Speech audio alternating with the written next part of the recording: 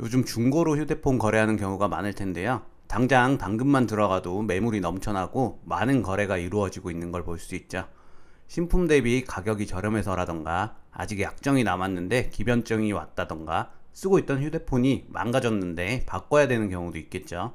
그런데 중고로 산 휴대폰이 정지가 되거나 최악의 경우 도둑으로 몰리는 경우도 생깁니다.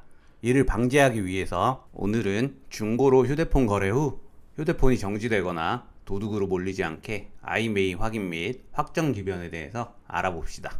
일단 휴대폰을 중고로 거래할 때 그 자리에서 아이메이를 확인한 후 빠른 시간 내에 확정 기변을 하는 게 좋은데, 아이메이는 대부분 휴대폰에서 별샵 06샵을 누르거나 설정해서 정보란에 들어가면 있는데요.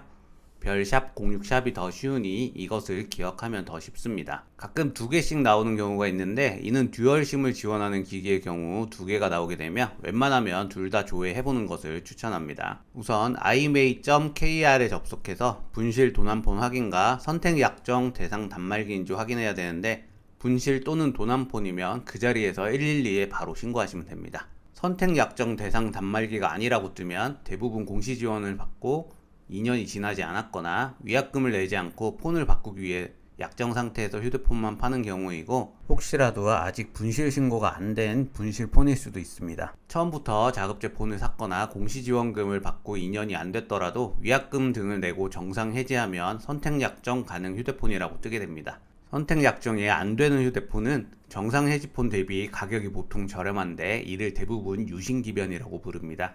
하지만 유신기변은 굉장히 위험한 상황에 처할 수 있는데, 모든 가격통이나 유신기변이 해당되는 건 아니지만 실제 도난폰인 경우 작물 구매가 돼서 도둑으로 몰릴 수도 있고, 최초 주인이 보험금을 받기 위해 분실 신고를 하는 경우도 있습니다. 아무튼 해당 휴대폰의 종착역은 서비스 안됨으로 정지가 되게 됩니다. 물론 대부분 구매자는 모르고 샀겠지만 그 증빙은 본인이 해야 되므로, 도둑으로 몰렸으면 어찌저찌 혐의를 벗더라도 일단 경찰서를 왔다 갔다 해야 되고, 그게 아니더라도 휴대폰 사용 자체가 불가능하게 됩니다. 그래서 확정기변을 하는 게 중요합니다. 확정기변은 통신사의 전산상으로 소유주가 등록되어 있는데 소유주의 권한이 엄청나게 크게 되어 있습니다. 이 소유주를 변경하는 게 확정기변인데요. 차로 치면 명의 이전이라고 생각하시면 됩니다. 단 확정기변은 약정이 없거나 끝난 폰만 가능합니다. 아직 약정 중이라고 뜨면 정상 해지 시까지 통신사에서 해주질 않아요.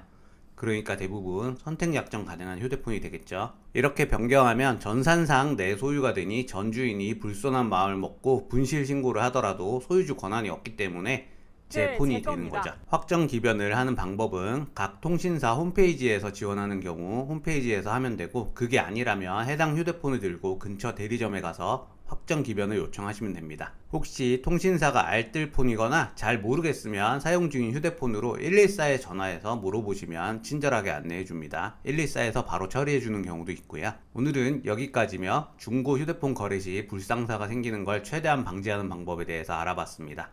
도움이 되셨다면 좋아요 부탁드리고 구독해 주시면 감사하겠습니다. 그럼 안녕.